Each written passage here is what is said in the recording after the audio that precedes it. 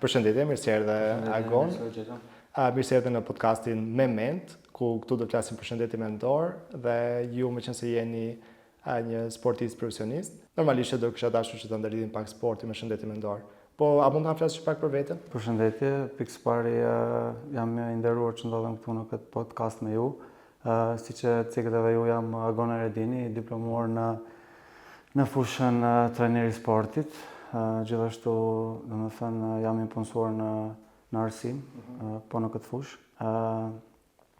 Dhe jam i nderuar domethënë që ndodhem këtu mes jush. Kënaqësia është e imja. Agon, pyetja ime e parë për ju do të ishte sepse ne shpesh herë themi që një mendje shëndosh është në një trup të shëndosh. Çfarë ndërlidhje do të kishte bërë ti ndërmjet sportit dhe shëndetit mendor? Normalisht kjo që e thatë është shumë e saktë. Një mendje shëndosh ndodhet në trup të shëndosh, sepse të dy janë të ndërlidhura. Pikë së pari, sporti është mendoj që duhet jetë një gjë primare në jetë për secilin person. Pa qenë këto të dyja domethënë të ndërlidhura dhe mendoj që duhet të punojmë që të dyja domethënë të jenë në nivel sa më të lartë, si nga ana fizike domethënë trupore ashtu edhe nga ana mentale apo mendore. Domethënë duhet në këto dy fusha duhet të punojmë shumë, sidomos në këtë kohë që është një kohë mendoj e vështirë, që përballemi me shumë sëmundje, pikërisht më shumë sëmundje mendore, shkaqet janë të ndryshme, po besoj që do i elaborojmë në pyetjet e ardhshme. Po, patjetër. A mendon ti Agon se sporti është një mënyrë për të ikur nga vetja ose për ta njohur më mirë veten? Kjo është një pyetje shumë e bukur, mendoj që janë të dyja bashkë. Pikë së pari, sporti është një shkas për t'u larguar nga vetvetja, për t'u larguar nga këto streset e përditshme, angazhimet e përditshme, stimulet e përditshme, dhe sporti është një nga ato fusha që njeriu ndihet më mirë me veten, ndihet më i lehtësuar, ndihet sikur ka ikur nga kjo jeta e përditshme, nga kjo jeta që po e mërzit, dhe ndihet më mirë me veten, ndihet me mendimet e tij, dhe mendoj që i bën mirë domethënë sporti në përgjithësi njeriu domethënë për t'u larguar dhe për t'u qetësuar. Nga ana tjetër, njeriu me sport e njeh veten e tij, e njeh sa potencial ka, i sfidon limitet e tij, sfidon potencialin e tij, dhe mendoj që sporti është një fushë e duhur për njeriu për të njohur vetveten dhe kufijtë e tij. Ju shumë mirë përmendet, vetëm se unë do kisha dashur që më shumë të lidhesh tek kjo pjesa, nga që shpesh herë shohim kur njerëzit janë në vështirësi psiqike, kur kanë ndonjë barr, kanë ndonjë përjetim ndoshta shumë të fortë, atëherë drejtohen nga sporti si një mënyrë për të ikur nga ky problem. Mendon ti që kjo është diçka e shëndetshme ose më pas ajo ulet, zbehet me kalimin e kohës? Kjo varet edhe nga personi, domethënë a pëlqen të mirret me sport, a e ka hobi sportin, a është njëri sportist që mirret me aktivitete sportive. Mendoj që secili ndihet mirë duke u marrë me sport, edhe besoj që duhet të jetë kjo një temë e përditshme, domethënë që secili të mirret me sport, të mirret me aktivitete sportive, sepse kjo ndihmon në shumë fusha. Po, ti domethënë a beson që ka një ndikim pozitiv ndërmjet disiplinës që ne kemi kur bëjmë sport dhe asaj disiplinës do ta quajmë ndoshta emocionale ose mendore, një farë lloj balansi që na ofron sporti, a transmetohet kjo, projektohet në mendimet tona? Normal që projektohet në mendimet tona.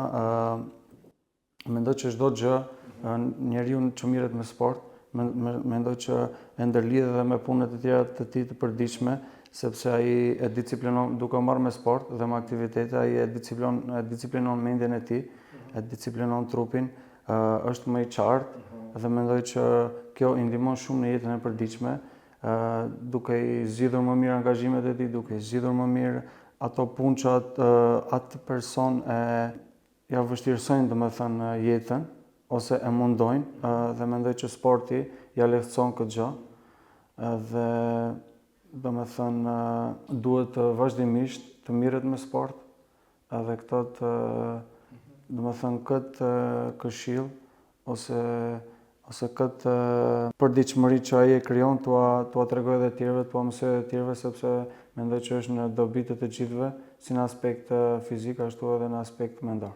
Po, Argon, çfarë mendimi ke ti për shpirtin garues? Mendoj në thelb, në vetvete, sa është e shëndetshme që të kesh një shpirt aq garues që ti në mënyrë konstante, domethënë që ta krahasosh veten tënde me arritjet e të tjerëve. A mendon që kjo është një fallim motivi i brendshëm shpirtëror ose është më shumë një presion psikik? Mendoj që gara është e nevojshme normalisht, sepse çdo sport ka garën e vet, mbi të gjitha, domethënë sporti bëhet për garë, bëhet për të fituar diçka, për të fituar ndonjë trofe, ndonjë medalje, mirë po nuk duhet të bëhet në një qëllim në vetvete, nuk duhet domethënë që personi të krahasoj veten me të tjerët, sepse krahasimi vret, krahasimi domethënë nuk është i shëndetshëm, sepse jo çdo njeri ka rrethanat e njëjta, i ka kushtet e njëjta, i ka mbështetjen e njëjtë dhe pikërisht kjo domethënë disa persona ose disa sportistë ose disa fëmijë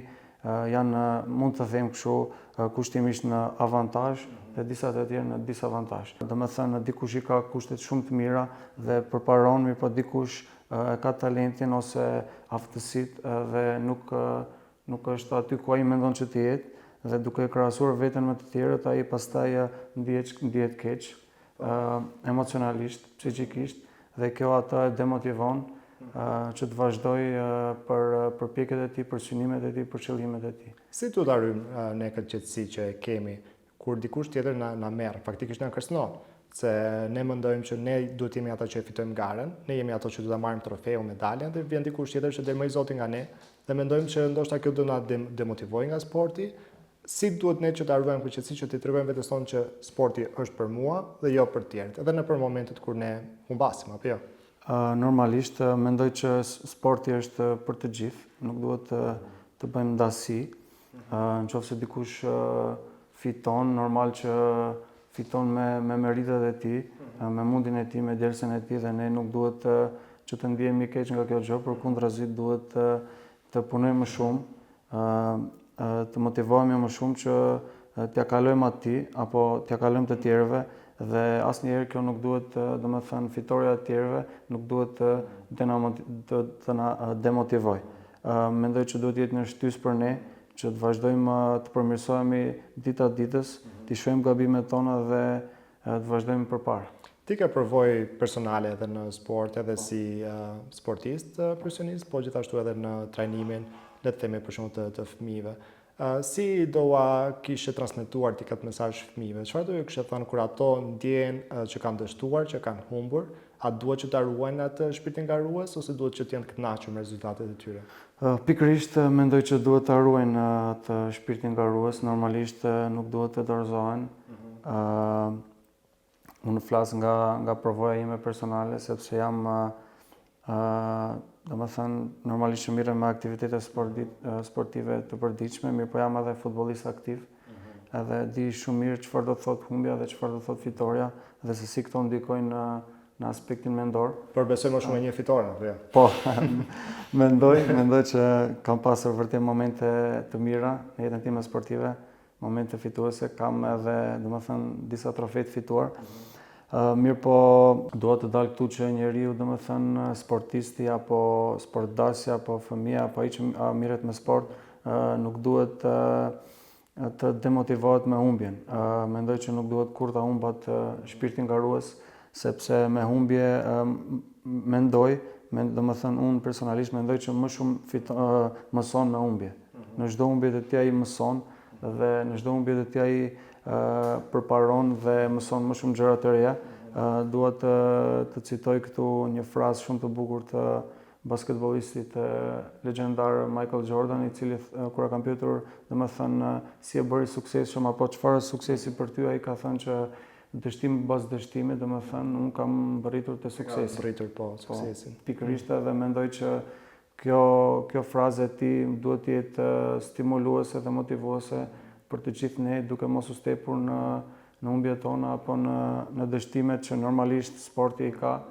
Edhe mendoj që duhet të vazhdojmë edhe më fuqishëm që të arrijmë ato qëllimet tona që i kemi vendosur. Pra kjo nuk duhet të na ndikojnë në emocionet tona apo në atë se si ndjehemi emocionalisht dhe psiqikisht, sepse nëse ndjehemi kështu atëherë kjo na shkakton dhe pasojë në fushat e tjera, edhe besoj që nuk është pikërisht të desha dalë, domethënë kjo është e pyetja ime e radhës. Si do ta komentoje ti, si do ndihet për shembull një fëmijë dhe a ndikon kjo në një periudhë shumë afatgjate? Për shembull një fëmijë që le të themi ka fituar shumë trofe kur ka qenë fëmijë, a do ta shohim ne këtë fëmijë në të ardhmen si një person me më shumë vetbesim, krahasuar me një fëmijë që ndoshta nuk ka pasur edhe suksesin në sport? Normalisht ai që fiton sa më shumë trofe ose që është i talentuar dhe është mësuar më shumë me fitoren, mendoj që normalisht ai ndihet më i motivuar dhe më si kushtimisht duket sikur është më sipër të tjerëve dhe normalisht që bëhet një shembull për të tjerë. Mirë, po kjo nuk do të thënë që ato që e kanë përjetuar më shumë humbjen, nuk do të thënë që duhet të ndihen inferior dhe të ndihen keq psiqikisht dhe emocionalisht në këtë aspekt. Ato duhet ta marrin këtë si një shtys, si një, le ta themi, ta marrin si një ushqim për të vazhduar përpara, t'i shohin ato, të mësojnë nga ato, të mësojnë nga gabimet e tyre, por mbi të gjitha të mësojnë nga fitoret e tyre dhe të përparojnë përpara. Vazhdo. Do kisha dashur që të ndërlidhem këtu tek pjesa që vetëm se ti ndoshta edhe e ceke, po do të ishte ndoshta më bukur që ta theksoni pak më mirë. A kemi ne një marrëdhënie ndërmjet një trupi që është i lodhur, do të thonë kur ne i kalojmë ato kufin ton, dhe një mendje që kërkon akoma më shumë. A llogarit ti këtë për diçka të shëndetshme kur personi vazhdimisht kërkon më shumë? Një person që vazhdimisht kërkon më shumë, besoj që është një shembull për të gjithë, sepse në këtë kohë që po jetojmë ne, vazhdimisht domethënë jemi dëshmitar që ka fëmijë më shumë, domethënë le ta themi dembel, ose që nuk duan të mirën me aktivitete sportive, apo nuk duan të mundohen, nuk duan të vuajnë, duan që gjërat t'i marrin në mënyrë më të lehtë. Normalisht që kjo kohë që po jetojmë, që është një kohë kapitaliste dhe materialiste, ka bërë të sajen, dhe këto përparësi, domethënë inovative që janë teknologjia dhe mjetet elektronike kanë bërë të vetën. Mendoj që i kanë bërë fëmijët më, le të themi kështu, në këtë mënyrë më të shtangur, dhe duke u ndërlidhur me pyetjen që më bët, besoj që këto janë të trupi i lodhur dhe domethënë dhe një mendje që do më shumë, këto janë çdo herë të ndërlidhura. Normalisht që nëpërmjet trupit janë edhe me një farë lufte njëra me tjetrën apo? Pikërisht janë me një farë lufte dhe këtë luftë normalisht që duhet ta fitojë mendja, sepse mendja dirigjon. Mirë po duhet të dalë aty që normalisht që duhet të ketë patjetër një balans midis trupit dhe mendjes, dhe nëse nuk është ky balans, atëherë nuk mund të arrijmë asgjë. Gjithashtu ti beson që mendja edhe mund të kalojë ato forcat e trupit, forca që ne i kemi ditur ndoshta që i kemi, por duke kërkuar akoma më shumë, ne ndoshta njohim edhe kufin të rinj. Pikërisht po këtu, siç e ceka edhe tek përgjigjet apo pyetjet e mëparshme, domethënë ne nuk i dim mendjet, limitet domethënë e mendjes tonë, apo sfidat që mund t'i tekalojmë. Mund ta citoj, domethënë kjo përdoret në forcat ushtarake. Ta citoj domethënë në gjuhën angleze që thotë your mind is the limit, domethënë mendja jote është limiti ose kufiri, dhe vetëm ne mund ta tekalojmë atë, apo mund ta zhdukim ose ta shkatrojmë. Dhe prandaj duhet të punojmë me mendjen tonë, me psikën tonë, që të na dëgjojë pastaj edhe trupi, duke pastruar mendjen tonë, duke bërë atë më të qartë dhe më të fortë, besoj që edhe trupi jonë do na dëgjojë, do jetë më i freskët, do jetë më i shëndetshëm, sepse siç e cekëm edhe më herët, një trup i shëndosh është në një mendje të shëndosh. Me që e kemi tash fokusin vetëm se te mendja, do të kisha dashur këtu opinionin tënd. A mendon ti që sporti mund të jetë ndoshta një farë meditimi në lëvizje, nga që shpeshherë ne asociojmë meditimin me diçka që ne jemi të ulur, jemi për tokë, mendimet tona janë këtu, por a mendon ti që ndoshta sporti, duke bërë sport, ne mund ta kemi njëjtën fuqi mendore për të arritur diku tjetër? Pikërisht mendoj që sporti është një farë lloj meditimi, sepse siç e cikëm më herët, njeriu domethënë duke bërë sport ndihet më mirë, edhe duke u bazuar në këtë ai ndihet më i qetë. Njeriu duke bërë ta zëm veçanërisht ecje apo një vrap, aty mund domethënë të themi që është një meditim në lëvizje.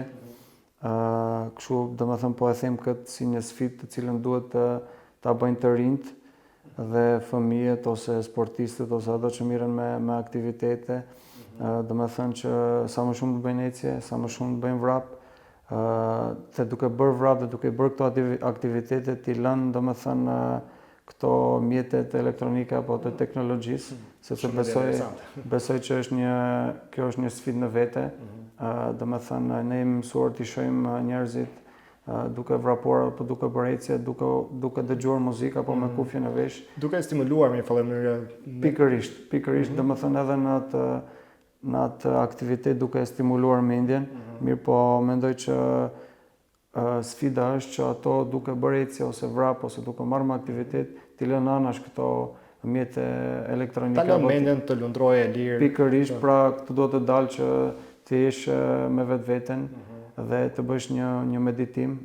Pikërisht, pra dalim në atë që është një meditim në lëvizje dhe njeriu aty ballafaqohet me veten, ballafaqohet me mendimet e tij, ballafaqohet me limitet, me kufijtë e tij, dhe kjo është normalisht në të mirë të personit.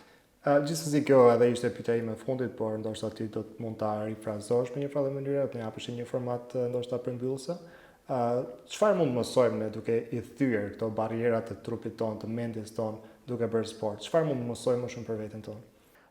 Mendoj që jeta në përgjithësi është një sfidë, është një barrierë dhe çdo ditë ne përballemi apo ballafaqohemi me sfida të reja dhe mendoj që sporti është pikërisht fusha e dur, domethënë që ne të njohim limitet tona, ne të njohim vetveten tonë dhe ne të dim pra që mund të ballafaqohemi me çdo barrierë, sepse mendoj që njeriu nuk ka gjë që nuk mund të arrijë, domethënë për qenie njerëzore çdo gjë është e mundur dhe mendoj që sporti pikërisht është fusha e dur për t'i njohur këto kufi dhe këto limite. Ne duhet vazhdimisht ta sfidojmë veten tonë në përditshmëri, duke bërë gjëra sa më të vështira, duke bërë gjërat që janë të vështira, domethënë në të mirën tonë, në të mirë të shëndetit tonë mendor dhe psikologjik apo emocional, dhe mendoj që çdo ditë ne e njohim vetveten tonë dhe duke u ballafaqour pra me këto probleme, ne bëhemi më të fortë, më stoik, ndoshta në problemet tona të jetës, dim më shumë për veten. Po pikërisht, ti te kaloj më mirë. Po pikërisht, sepse duke u lidhur edhe me këtë jetë, domethënë që na shtyn çdo herë të bëhemi më dembel, të bëhemi më kërkues në atë që është më e lehtë, duke mos i dashur gjërat e vështira, por duke marrë gjërat edhe në mënyrën domethënë më të lehtë. Pra këtë e bëj edhe si një apel për prindërit apo për ata që kanë nën mbikëqyrje apo nën kujdes fëmijë apo sportist apo çfarë do të qoftë, domethënë që t'i stimulojnë fëmijët për diçka më të vështirë, t'i stimulojnë që të mirën me sport, me aktivitete sportive, sepse kjo është mënyra e dur që ato të rriten në mënyrën më të mirë dhe që të zhvillohen dhe të përparojnë në jetën e tyre. Agon, vjen shumë mirë që na solle sportin te podcasti Me Mend. Na duhet sporti patjetër tek mendja jonë për një mendje më të shëndosh, apo? Ishte shumë kënaqësi që ishe këtu sot. Faleminderit shumë, kënaqësia ishte ime. Të faleminderit.